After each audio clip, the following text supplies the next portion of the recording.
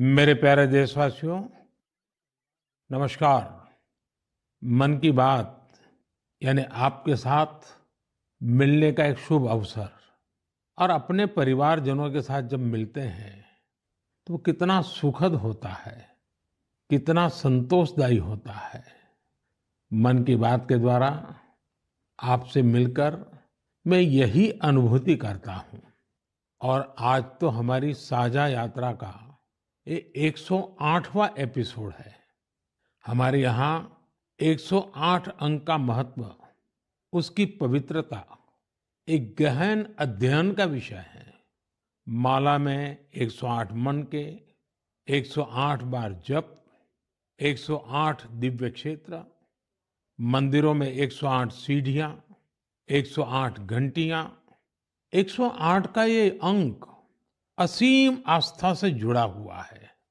इसलिए मन की बात का 108वां एपिसोड मेरे लिए और खास हो गया है। इन 108 एपिसोड्स में हमने जन भागीदारी के कितने ही उदाहरण देखे हैं, उनसे प्रेरणा पाई है। अब इस पड़ाव पर पहुंचने के बाद हमें नए सिरे से नई ऊर्जा के साथ और तेज गति से बढ़ने का संकल्प लेना है। और ये कितना सुखद संयोग है कि कल का सूर्योदय 2024 का प्रथम सूर्योदय होगा। हम वर्ष 2024 में प्रवेश कर चुके होंगे। आप सभी को 2024 की बहुत बहुत शुभकामनाएं। साथियों, मन की बात सुनने वाले कई लोगों ने मुझे पत्र लिखकर अपने यादगार पल साझा किए हैं। ये 140 करोड़ भारतीयों की ताकत है कि इस वर्ष हमारे देश ने कई विशेष उपलब्धियां हासिल की है। इसी साल नारी शक्ति वंदन अधिनियम पास हुआ, जिसकी प्रतीक्षा बरसों से थी। बहुत सारे लोगों ने पत्र लिखकर भारत के 5वीं सबसे बड़ी अर्थव्यवस्था बनने पर खुशी जाहिर की। अनेक लोगों ने मुझे G20 समिट की सफलता याद दिलाई। साथियों, आज भारत का कोना कोना आत्मविश्वास से भरा हुआ है। विकसित भारत की भावना से, आत्मनिर्भरता की भावना से ओतप्रोत है। 2024 में भी हमें इसी भावना और मोमेंटम को बनाए रखना है। दिवाली पर रिकॉर्ड कारोबार ने ये साबित किया कि हर भारतीय वोकल फॉर लोकल के मंत्र को महत्व दे रहा है। साथियों, आज भी कई लोग मुझे चंद्रयान-3 की सफलता को लेकर संदेश भेजते रहे हैं। मुझे विश्वास है कि मेरी तरह आप भी हमारे वैज्ञानिकों और विशेषकर महिला वैज्ञानिकों को लेकर गर्व का अनुभव करते होंगे। साथियों, जब नाटू नाटू को ऑस्कर मिला तो पूरा देश खुशी से झूम उठा। द एलिफेंट विस्परर्स को सम्मान की बात जब सुनी तो कौन खुश नहीं हुआ। इनके माध्यम से दुनिया ने भारत की क्रिएटिविटी को देखा और पर्यावरण के साथ हमारे जुड़ाव को समझा। इस साल स्पोर्ट्स में भी हमारे एथलीटों ने जबरदस्त प्रदर्शन किया। एशियन गेम्स में हमारे खिलाड़ियों ने 107 और एशियन पैरा गेम्स में 111 मेडल जीते। क्रिकेट वर्ल्ड कप में भारतीय खिलाड़ियों ने अपने प्रदर्शन से सबका दिल जीत लिया। अंडर 19 T20 वर्ल्ड कप में हमारी महिला क्रिकेट टीम की जीत बहुत प्रेरित करने वाली है। कई खेलों में खिलाड़ियों की उपलब्धियों ने देश का नाम बढ़ाया। अब 2024 में पेरिस ओलंपिक का आयोजन होगा, जिसके लिए पूरा देश अपने खिलाड़ियों का हौसला बढ़ा रहा है। साथियों, जब भी हमने मिलकर प्रयास किया, हमारे देश की विकास यात्रा पर बहुत सकारात्मक प्रभाव हुआ। हमने आजादी का अमृत महोत्सव और मेरी माटी मेरा देश ऐसे सफल अभियान का अनुभव किया। इसमें करोड़ों लोगों की भागीदारी के हम सब साक्षी हैं। 70,000 अमृत सरोवरों का निर्माण भी हमारी सामूहिक उपलब्धि है। साथियों, मेरा ये विश्वास रहा है कि जो देश इनोवेशन को महत्व नहीं देता, उसका विकास रुक जाता है।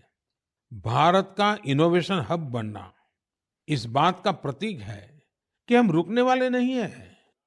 2015 में हम ग्लोबल इनोवेशन इंडेक्स में 81वें रैंक पर थे। आज हमारी रैंक 40 है। इस वर्ष भारत में फाइल होने वाले पेटेंट की संख्या ज्यादा रही, जिनमें करीब 60% डोमेस्टिक फर्म्स के थे। क्यूएस एशिया यूनिवर्सिटी रैंकिंग में इस बार सबसे अधिक संख्या में भारतीय यूनिवर्सिटी शामिल हुई है। अगर इन उपलब्धियों की लिस्ट बनाना शुरू करें तो ये कभी पूरी ही नहीं होगी। ये तो सिर्फ एक झलक है। भारत का सामर्थ्य कितना प्रभावी है।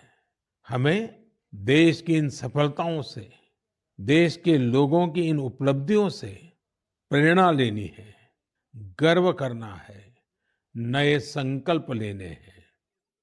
मैं एक बार फिर आप सबको 2024 की शुभकामनाएं देता हूं। मेरे परिवारजनों, हमने अभी भारत को लेकर हर तरफ जो आशा और उत्साह है, उसकी चर्चा की। ये आशा और उम्मीद बहुत अच्छी है। जब भारत विकसित होगा तो इसका सबसे अधिक लाभ युवाओं को ही होगा। लेकिन युवाओं को इसका लाभ तब और ज्यादा मिलेगा जब वो फिट होंगे। आजकल हम देखते हैं कि लाइफस्टाइल रिलेटेड डिसीज के बारे में कितनी बातें होती हैं। यह हम सभी के लिए, खासकर युवाओं के लिए ज्यादा चिंता की बात है। इस मन की बात के लिए मैंने आप सभी से फिट इंडिया से जुड़े इनपुट भेजने का आग्रह किया था। आप लोगों ने जो रिस्पांस दिया, उसने मुझे उत्साह से भर दिया है। नमो ऐप पर बड़ी संख्या में मुझे स्टार्टअप्स ने भी अपने सुझाव भेजे हैं। उन्होंने अपने कई तरह के अनूठे प्रयासों की चर्चा की है। साथियों, भारत के प्रयास से 2023 को इंटरनेशनल ईयर ऑफ मिलेट्स के रूप में मनाया गया। इससे इस क्षेत्र में काम करने वाले स्टार्टअप्स को बहुत सारे अवसर मिले। इनमें लखनऊ से शुरू हुए किरोज फूड्स, प्रयागराज के ग्रैंडमा मिलेट्स और न्यूट्रास्यूटिकल रिच ऑर्गेनिक इंडिया जैसे कई स्टार्टअप शामिल हैं। एल्पिनो हेल्थ फूड्स, अबोरियल और किरोज फूड से जुड़े युवा हेल्दी फूड के ऑप्शंस को लेकर नए नए इनोवेशन भी कर रहे हैं। बेंगलुरु के अनबॉक्स हेल्थ से जुड़े युवाओं ने ये भी बताया है कि कैसे वे लोगों को उनकी पसंदीदा डाइट चुनने में मदद कर रहे हैं। फिजिकल हेल्थ को लेकर दिलचस्पी जिस तरह से बढ़ रही है, उससे इस क्षेत्र से जुड़े कोचिज और ट्रेनर्स की डिमांड भी बढ़ रही है। जोगो टेक्नोलॉजी जैसे स्टार्टअप्स इस मांग को पूरा करने में मदद कर रहे हैं। साथियों, आज फिजिकल हेल्थ और वेलबींग की चर्चा तो खूब होती है, लेकिन इससे जुड़ा एक और बड़ा पहलू है मेंटल हेल्थ का। मुझे यह जानकर बहुत खुशी हुई है कि मुंबई के इन्फी हिल और योर दोस्त जैसे स्टार्टअप्स मेंटल हेल्थ और वेलबींग को इम्प्रूव करने के लिए काम कर रहे हैं। इतना ही नहीं, आज इसके लिए आर्टिफिशियल इंटेलिजेंस जैसी टेक्नोलॉजी का इस्तेमाल भी किया जा रहा है। फिजिकल और मेंटल हेल्थ के बारे में बात करने वाले जाने माने लोगों के अनुभव भी साझा करना चाहता हूँ। ये पहला मैसेज सद्गुरु जग्गी वासुदेव जी का है। ये फिटनेस विशेष रूप से फिटनेस ऑफ द माइंड यानी मानसिक स्वास्थ्य को लेकर अपने विचार साझा करेंगे। इस मन की बात में मन के स्वास्थ्य पर बात करना हमारा सौभाग्य है। Mental illnesses and how we keep our neurological system are very directly related. How alert, static-free and disturbance-free we keep our neurological system will decide how pleasant we feel within ourselves. What we call as peace, love, joy, blissfulness, agony, depression, ecstasy, all have a chemical and neurological basis. Pharmacology is essentially trying to fix the chemical imbalance within the body by adding chemicals from outside. Mental illnesses are being managed this way. But we must realize that taking chemicals from outside in the form of medications is necessary when one is in extreme situation. Working for an internal mental health situation or working for an equanimous chemistry within ourselves, a chemistry of peacefulness, joyfulness, blissfulness, is something that has to be brought into every individual's life, into the cultural life of a society and the nations around the world and the entire humanity. It's very important we understand our mental health, our sanity is a fragile privilege. We must protect it, we must nurture it. For this, there are many levels of practices in the yogic system.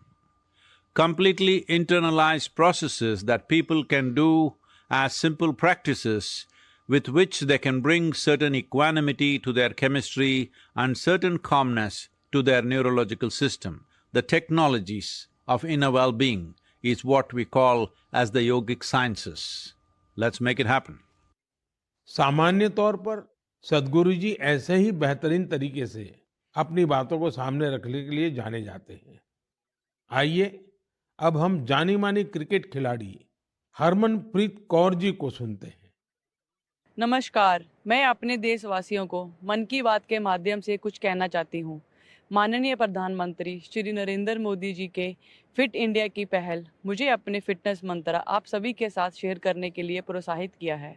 आप सभी को मेरा पहला suggestion यही है, one can not out train a bad diet.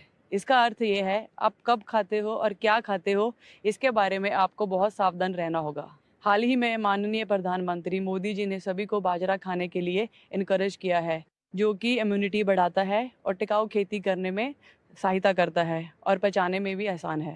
Regular exercise और 7 घंटे की पूरी नींद बॉडी के लिए बहुत ज़रूरी है और फिट रहने के लिए मदद करती है।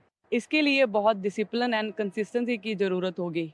जब आपको इसका रिजल्ट मिलने लग जाएगा तो आप डेली खुद ही एक्सरसाइज करना स्टार्ट कर दोगे।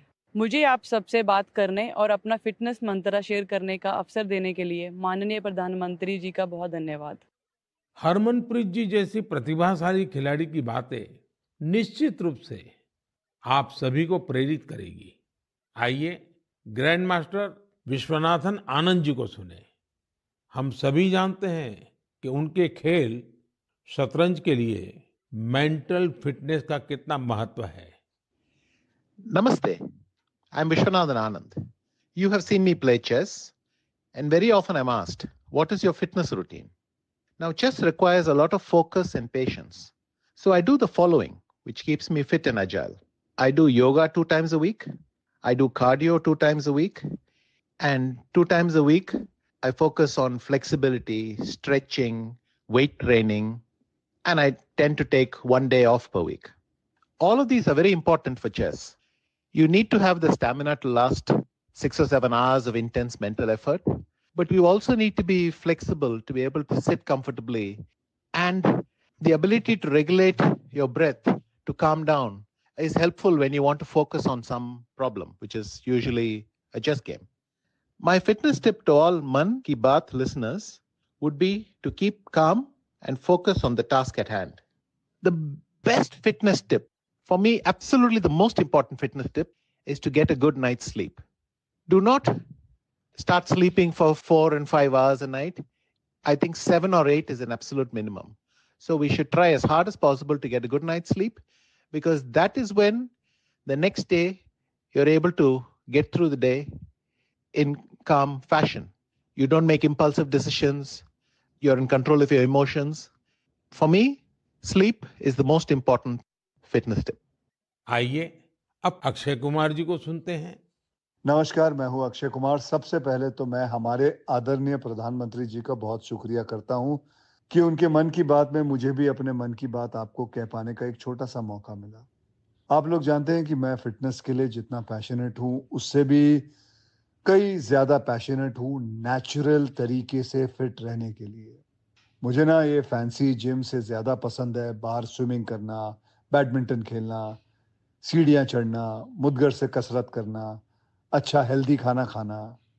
जैसे मेरा ये मानना है कि शुद्ध घी अगर सही मात्रा में खाया जाए तो हमें फायदा करता है। लेकिन मैं देखता हूं कि बहुत से यंग लड़के लड़कियां इस वजह से घी नहीं खाते कि कहीं वो मोटे ना हो जाए। बहुत जरूरी है कि हम ये समझें कि क्या हमारी फिटनेस के लिए अच्छा है और क्या बुरा है।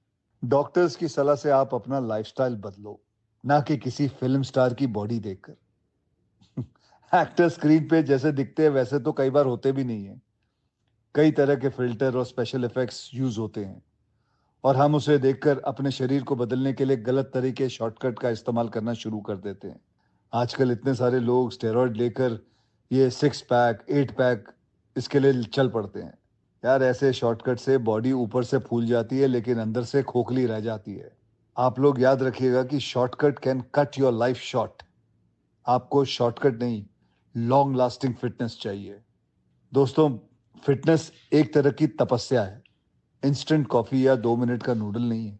इस नए साल में अपने आप से वादा करो, नो केमिकल्स, नो शॉर्टकट, कसरत, योग, अच्छा खाना, वक्त पे सोना, थोड़ा मेडिटेशन और सबसे जरूरी, जैसे आप दिखते हो ना, उसे खुशी से एक्सेप्ट करो। आज के बाद फिल्टर वाली लाइफ नहीं, फिटर वाली लाइफ जियो। Take care. जय महाकाल। इस सेक्टर में कई और स्टार्टअप्स हैं, इसलिए मैंने सोचा कि एक युवा स्टार्टअप फाउंडर से भी चर्चा की जाए जो इस क्षेत्र में बेहतरीन काम कर रहे हैं। नमस्कार, मेरा नाम ऋषभ मल्होत्रा है और मैं बैंगलोर का रहने वाला हूं। मुझे ये जानकर बेहद खुशी हुई कि मन की बात में फिटनेस पर चर्चा हो रही है। मैं खुद फिटनेस की दुनिया से बिलोंग करता हूं और बैंगलोर में हमारा एक स्टार्टअप है जिसका नाम है तगड़ा रहो। हमारा स्टार्टअप भारत के पारंपरिक व्यायाम को आगे लाने के लिए बनाया गया है।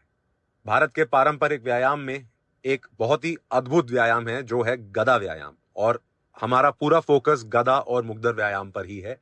लोगों को जानकर आश्चर्य होता है कि आप गदा से सारी ट्रेनिंग कैसे कर लेते हैं। मैं ये बताना चाहूंगा कि गदा व्यायाम हजारों साल पुराना व्यायाम है और ये हजारों सालों से भारत में चलता आ रहा है। आपने इसे छोटे बड़े अखाड़ों में देखा होगा और हमारे स्टार्टअप के माध्यम से हम इसे एक आधुनिक फॉर्म में वापस लेके आए हैं। हमें पूरे देश से बहुत प्यार मिला है, बहुत अच्छा रिस्पांस मिला है। मन की बात के माध्यम से मैं ये बताना चाहूंगा कि इसके अलावा भी भारत में बहुत से ऐसे प्राचीन व्यायाम हैं, हेल्थ और फिटनेस से रिलेटेड विधि है जो हमें अपनानी चाहिए और दुनिया में आगे भी सिखानी चाहिए। मैं फिटनेस की दुनिया से हूं तो आपको एक पर्सनल टिप देना चाहूंगा। गदा व्यायाम से आप अपना बल, अपनी ताकत, अपना पोस्चर और अपनी ब्रीदिंग को भी ठीक कर सकते हैं। तो गदा व्यायाम को अपनाएं और इसे आगे बढ़ाएं। जय हिंद। साथियों, हर किसी ने अपने विचार रखे हैं, लेकिन सबका एक ही मंत्र है, हेल्दी रहें, फिट रहें। 2024 की शुरुआत करने के लिए आपके पास अपनी फिटनेस से बड़ा संकल्प और क्या होगा। मेरे परिवारजनों, कुछ दिन पहले काशी में एक एक्सपेरिमेंट हुआ था जिसे मैं मन की बात के श्रोताओं को जरूर बताना चाहता हूं।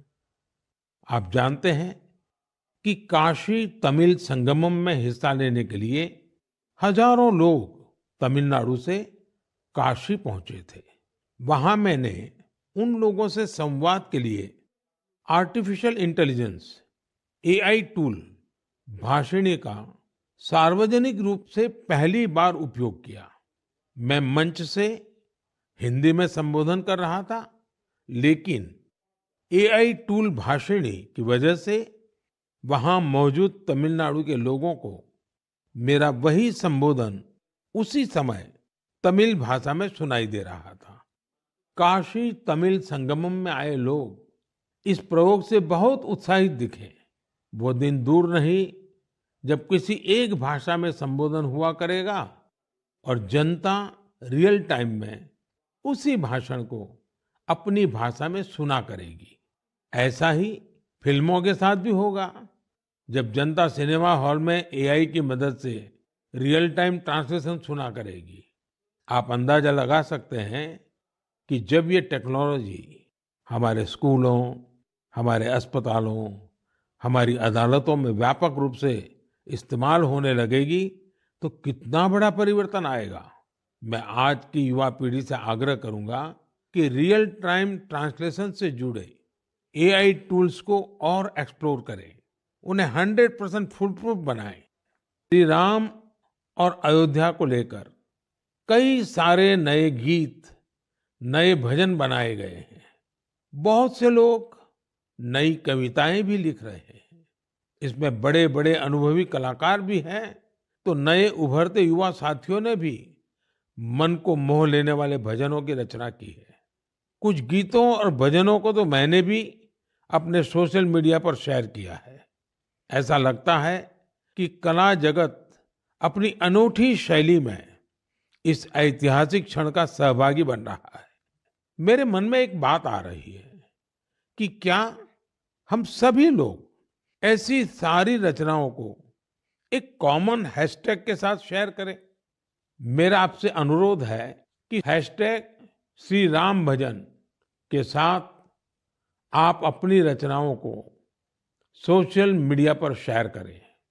ये संकलन भावों का, भक्ति का ऐसा प्रवाह बनेगा जिसमें हर कोई राममय हो जाएगा। मेरे प्यारे देशवासियों, आज मन की बात में मेरे साथ बस इतना ही। 2024 अब कुछ ही घंटे दूर है। भारत की उपलब्धियां हर भारतवासी की उपलब्धि है। हमें पंच प्राणों का ध्यान रखते हुए भारत के विकास के लिए निरंतर जुटे रहना है। हम कोई भी काम करें, कोई भी फैसला लें, हमारी सबसे पहली कसौटी यही होनी चाहिए कि इससे देश को क्या मिलेगा, इससे देश का क्या लाभ होगा। राष्ट्र प्रथम, नेशन फर्स्ट, इससे बड़ा कोई मंत्र नहीं। इसी मंत्र पर चलते हुए हम भारतीय अपने देश को विकसित बनाएंगे, आत्मनिर्भर बनाएंगे।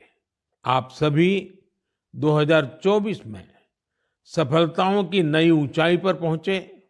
आप सभी स्वस्थ रहें, फिट रहें, खूब आनंद से रहें, मेरी यही प्रार्थना है। 2024 में हम फिर एक बार देश के लोगों की नई उपलब्धियों पर चर्चा करेंगे। बहुत बहुत धन्यवाद।